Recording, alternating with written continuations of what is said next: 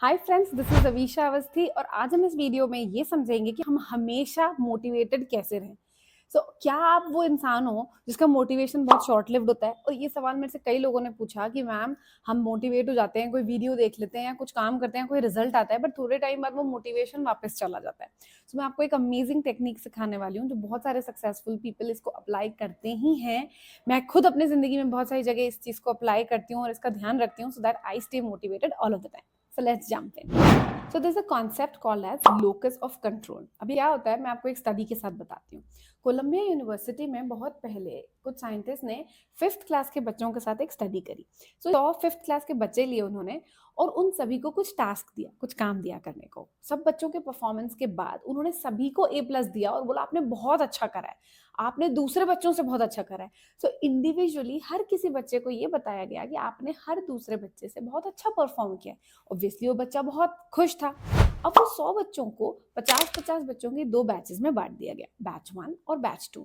अब बैच 1 जो थी उनको इंडिविजुअली जाके बोला गया विदाउट बैच 2 कि भाई आप नेचुरली टैलेंटेड हो, आप बहुत स्मार्ट हो, आप एक गिफ्टेड चाइल्ड हो, इसके वजह से आपने इतना अच्छा परफॉर्म किया बाकी सभी बच्चों से। यानी उस बैच से आप लोगों ने बहुत अच्छा परफॉर्म किया बिकॉज ऑफ नेचुरली गिफ्टेड हो, टैलेंटेड हो and you are very smart. ठीक है, you already such a smart kid. अब जो दूसरी बैच थी, जो बैच 2 थी, उनको इंडिविजुअली बताया गया कि आपने इतना अच्छा परफॉर्म इसलिए किया बिकॉज आपने बहुत हार्ड वर्क करा, आपने बहुत एफर्ट डाले, इतने सारे जो आपने एफर्ट डाले, इतनी जो आपने मेहनत करी, उसके वजह से आप सक्सेसफुल हो गए, उसकी वजह से आपने इतना अच्छा परफॉर्म किया। तो अब उस बैच से बहुत अच्छा परफॉर्म करते हो, क्यों? क्योंकि आपने बहुत अच्छे से एफर्ट डाले।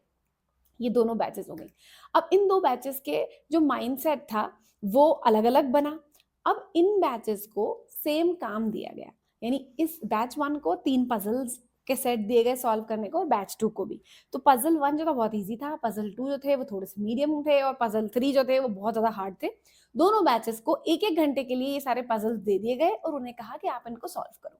अब जो हमारी बैच 1 थी उन्होंने क्या करा कि उन्होंने ज्यादातर लोगों ने, 50 बच्चों ने ज्यादातर सबसे इजी वाले जो पजल्स थे ना वो सॉल्व करे, और कुछ कुछ ही बच्चे थे जो मीडियम लेवल पर गए और थोड़े समय के बाद वो यहाँ वहां घूमने लगे कि उन्हें वो नहीं करना है, they didn't wanted to do.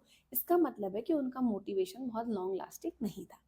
और उसके बाद जो हमारी बैच 2 थी उसमें उन्होंने देखा कि सारे के सारे बच्चे ऑलमोस्ट हार्ड लेवल के पजल्स तक गए और वो एंड तक करते रहे। और जब हमारे बैच 1 के बच्चों से पूछा गया कि आपको कैसा लगा, तो दे वर लाइक कि हाँ ठीक है, अच्छा था, हाँ हमने कर लिया, मैंने तो ये करा, मैंने वो करा, and that's it. But they were not very happy and they were not very enthusiastic about it. And the batch 2 जब उन्हें पूछा गया कि उन्हें कैसा लगा, तो they were very happy and enthusiastic about it. They were saying कि हमें बहुत मजा आया ये सब कुछ करने में। अब इनमें डिफरेंस क्या है?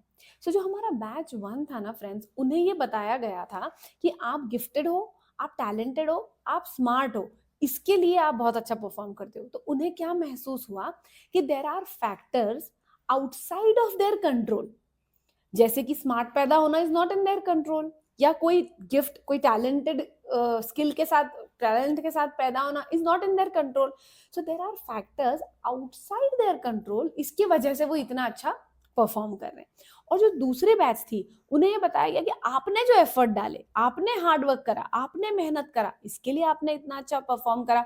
तो उन्होंने ये फील करा कि there are factors in my control, यानी जो मैं करती हूँ, जो मैं करता हूँ, जो मैंने जिस प्रकार एफर्ट डाले उस प्रकार रिजल्ट आए। जो हमारी बैच 1 की मेंटालिटी थी, this is called as external locus of control. And जो हमारी बैच 2 की मेंटालिटी बनी, इसको कहते हैं इंटरनल लोकस ऑफ कंट्रोल।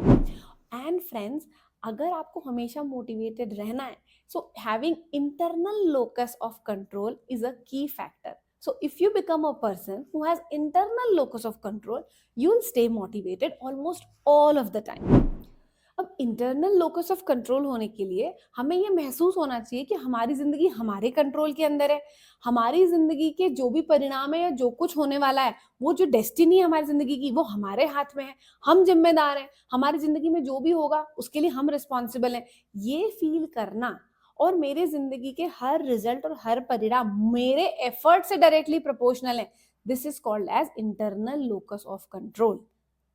इसको कुछ और एग्जाम्पल से समझते हैं। जैसे एक इंसान है, वो हेल्दी होना चाहता है और वो ये कहता है कि अगर मुझे हेल्दी होना है तो मुझे जिम जाना है। ठीक है, यानी वो किस पर डिपेंड हो गया? जिम पे। अब किसके कंट्रोल में है उसकी हेल्थ? जिम के। दूसरी चीज, मान लीजिए बारिश आ रही है, तो आज भैया बारिश आ रही है इसलिए मैं जिम नहीं जाऊंगा, फिर या जाऊंगी, और या तो फिर कि भैया आज तो मैं बहुत थक गई हूँ तो मैं इसलिए जिम नहीं जाऊंगी, ठीक है, आज कोई कंपनी नहीं है मैं इसलिए जिम नहीं जाऊंगी। तो ये सारी चीजें, ये इंसान जो है क्या ये मोटिवेटेड साउंड कर रहा है अपनी हेल्थ के लिए? नहीं। पर एक दूसरी तरफ एक इंसान सोचता है कि अगर मैंने मेरे हेल्थ के लिए काम किया, मैंने जिम गई या एक्सरसाइज करी या जो भी कुछ करा, तो रिजल्ट्स आएंगे। वो ना तो बारिश पर डिपेंडेंट है, ना वीकेंड पर डिपेंडेंट है, ना इनफैक्ट जिम पर डिपेंडेंट है, वो किसी चीज पर डिपेंडेंट नहीं है, वो मेरे मात्र एफर्ट्स पर डिपेंडेंट है। तो ये जो इंसान है, इसका जो मोटिवेशनल फैक्टर है is not dependent on anything. तो ये जो दूसरा इंसान है, ये इंटरनल लोकस ऑफ कंट्रोल में है, तो इसलिए ये इंसान मोटिवेटेड है, क्योंकि जैसे वो इंसान कोई एफर्ट डालेगा उसको रिजल्ट आएंगे, उसको पता है। तो जब आप जब सोचना चालू करते हो किसी चीज को करने के अंदर, और आप अचानक से एक्सटर्नल फैक्टर्स में बह जाते हो कि इसकी वजह से ये, इसकी वजह से ये, इसकी वजह से, and then you get demotivated because you are giving control to the external factors. उनको जैसे ही आपने कंट्रोल दिया, they will start controlling you, क्योंकि मोटिवेशन बाहर से नहीं अंदर से आता है, इसीलिए कहा जाता है। So setting an internal locus of control, friends, is a very important factor to stay motivated all of the time. एक और एग्जाम्पल से समझते हैं कि मान लीजिए एक ऐसा इंसान है जिसे पता है कि वो ड्राइंग में बहुत अच्छा है, ठीक है, और एक दूसरा इंसान है जिसको ये नहीं पता कि वो ड्राइंग में बहुत ज्यादा अच्छा है, या ड्राइंग उसके पास एक टैलेंट है, ऑलरेडी इनबिल्ट टैलेंटेड है, वो नेचुरली बॉर्न है उस स्किल के साथ, ये उसे नहीं पता है। तो जो अगर इन दोनों इंसान को एक कोई रिवॉर्ड दिया जाए कि आपको ये चीज मिलेगी, और आप दोनों के पास एक एक घंटा है, आप मुझे सिर्फ इतना बताइए कि कौन सा इंसान एफर्ट ज्यादा डालेगा उस रिवॉर्ड को जीतने में। जिस इंसान को ये पता होता है कई बार कि ये जो चीज है ये मेरे अंदर इनबिल्ट है और ये तो मैं बहुत ही अच्छा कर लूंगा, तो मैं कर, ऐसे लोग फ्रेंड्स बहुत सारी चीजों में जिन्हें ये बात पता होती है कि तो हम तो इसमें बहुत अच्छे हैं, वो नोइंगली अननोइंगली अनफॉर्चुनेटली एफर्ट कम डालते हैं। और जिस इंसान को पता है, उसको ये मालूम है कि यार ये तो मैं जितनी मेहनत करी, जितना ज्यादा एफर्ट डाला, ये ड्राइंग उतनी अच्छी बनेगी और मुझे वो रिवॉर्ड मिल जाएगा, तो उसके एफर्ट ज्यादा होते हैं। एंड फ्रेंड्स, लाइफ में या इस पूरी दुनिया में बहुत सारे शोध में, रिसर्च में कई बार ये बात बताई गई है, कई बार ये चीज पता चली है कि कोई इंसान जिसके अंदर बहुत ज्यादा टैलेंट है उससे आउट परफॉर्म कर जाता है एक हार्ड वर्कर। ये आपको भी पता है, आपने खुद अपनी लाइफ में देखा होगा ये चीज। तो क्यों कर जाता है? क्योंकि वो इंसान सोचता है कि भैया जो ये रिजल्ट है ये मेरे एफर्ट्स पे डायरेक्टली प्रोपोर्शनल है, पर जो पहला इंसान है वो ये नहीं सोचता है, वो इस चीज को लाइटली लेता है। सो आपके अंदर अगर ये बिलीव सेट हो गया कि मेरी लाइफ के सारे परिणाम जो हैं वो मेरे एफर्ट से डायरेक्टली प्रोपोर्शनल होंगे, आप इंटरनल लोकस ऑफ कंट्रोल में अगर आ गए, तो आप मोटिवेटेड फील करोगे, क्योंकि आपका मोटिवेशन किसी चीज पर डिपेंडेंट नहीं होता है, जैसे मैंने आपको बताया। तो नाउ लेट अस अंडरस्टैंड कि हम ये internal locus of control develop कैसे करें।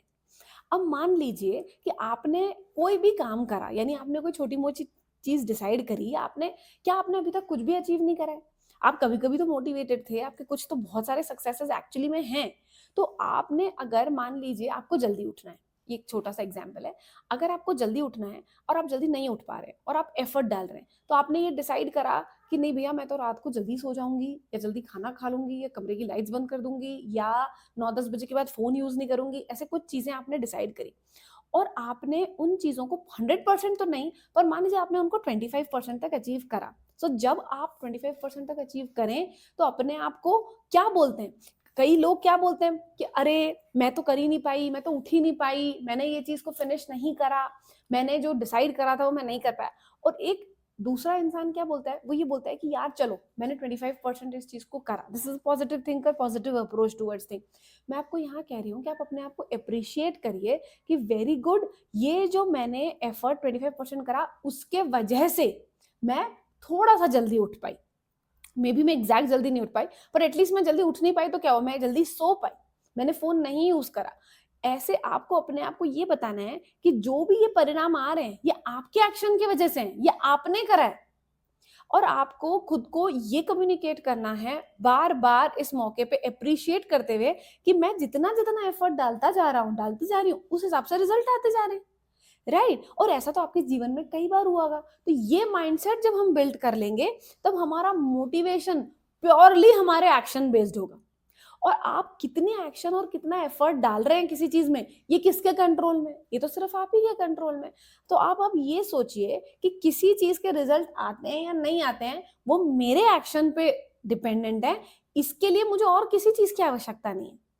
और ऐसे कितने सारे एग्जाम्पल्स हमारे सामने हैं फ्रेंड्स, जो बहुत ही डाइवर्स सिचुएशन में, ऐसी सिचुएशन हम लोग ऐसी बात करते हैं कि इतना कुछ ये सिचुएशन होने के बावजूद ये इंसान डॉक्टर बन गया, ऐसा कुछ कुछ होने के बाद ये इंसान सीईओ बन गया, या इसकी कंपनी आईपीओ चली गई, या इसको ये प्राइज मिल गया, या इसने इतना अच्छा ये कुछ मुकाम हासिल कर लिया। तो ये इंसान कौन है? क्योंकि ये इंसान वो इंसान है जो वो जो डाइवर्सिफाइड फैक्टर है ना, जिनकी वजह से आप कह रहे हो कि ये होने के बावजूद, इसका मतलब है एक्सटर्नल लोकस ऑफ कंट्रोल में हो। आपको ऐसा लगता है कि ये फैक्टर्स थे तो इंसान ये नहीं कर सकता था, जबकि वो इंटरनल लोकस ऑफ कंट्रोल वाला इंसान क्या सोचता है कि चाहे आउटसाइड कोई भी सर्कमस्टेंस और सिचुएशन हो, मैं कितने एफर्ट डाल रहा हूं, मैं कितनी एक्शन ले रही हूँ, इसी पे मेरे रिजल्ट बेस्ड है। तो आप बाहर कहीं फोकस जाएगा ही नहीं, आपका फोकस सिर्फ आपकी एक्शन टेकिंग पे होगा। अब आप लोगों का ये सवाल हो सकता है कि यार एक्शन ही हम इसलिए नहीं लेते हैं क्योंकि हम मोटिवेटेड नहीं।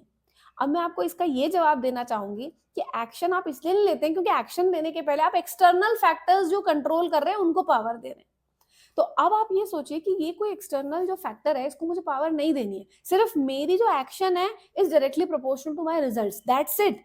And once you build this internal locus of control, you will stay motivated all of the time because your motivation will be dependent only on you and nothing else। तो friends, मैं आपको बताऊं कि locus of control कैसे develop किया जाता है, उसके पहले एक छोटी सी रिक्वेस्ट है। अगर आपको ये वीडियो अच्छा लग रहा है तो आप इसको प्लीज लाइक कर दीजिए, और ये कॉन्सेप्ट आप जिनको भी और बताना चाहें, जिनकी जिंदगी में ये हेल्पफुल होगा, उनसे शेयर करिएगा। और अगर आपने मेरे चैनल को सब्सक्राइब नहीं करा है तो चैनल को सब्सक्राइब जरूर कर दीजिए। सो लोकस ऑफ कंट्रोल क्या होता है? Locus of control is an extent to which that you believe that you have control over your life and its incidents and events. आपका ये जो भरोसा है कि मेरी जिंदगी कितनी मेरी कंट्रोल में, इसको लोकस ऑफ कंट्रोल कहते हैं। एंड लोकस ऑफ कंट्रोल, जैसे मैंने आपको बताया, इंटरनल और एक्सटर्नल होता है। एक्सटर्नल लोकस ऑफ कंट्रोल वाले सारे जो लोग होते हैं, वो ये सोचते हैं कि जो एक्सटर्नल फैक्टर्स हैं, जो लोग हैं, जो जिंदगी की सर्कमस्टांसेस हैं, वो मेरे जिंदगी को इन्फ्लुएंस करती हैं। जब वो सही होंगी तो मैं मोटिवेटेड होंगी या मैं मोटिवेटेड होऊंगा। और जो इंटरनल लोकस ऑफ कंट्रोल वाले लोग होते हैं, वो ये सोचते हैं कि मैं जितनी एक्शन लूंगी चाहे जो हो, मतलब अगर बाहर बारिश भी आ रही है और अगर मैं नहीं गई तो इसका मतलब है कि the decision, the action taking was done by me, so I am responsible for deciding that I will not go in rain. There can be a person जो सोचे कि मैं बारिश आ रही हूँ तो मैं बारिश में जाऊंगी या बारिश में जाऊंगा। तो वो इंसान मोटिवेटेड क्यों है? क्योंकि उसे ये पता है कि मेरी एक्शन पे रिजल्ट्स हैं। और जो दूसरा एक्सटर्नल लोकस ऑफ कंट्रोल वाला इंसान है, उसे लगता है कि नहीं, वो एक्सटर्नल फैक्टर्स पे है। सो अब मुझे ऐसा लगता है कि आपको लोकस ऑफ कंट्रोल अभी अच्छे से समझ में आ गया होगा।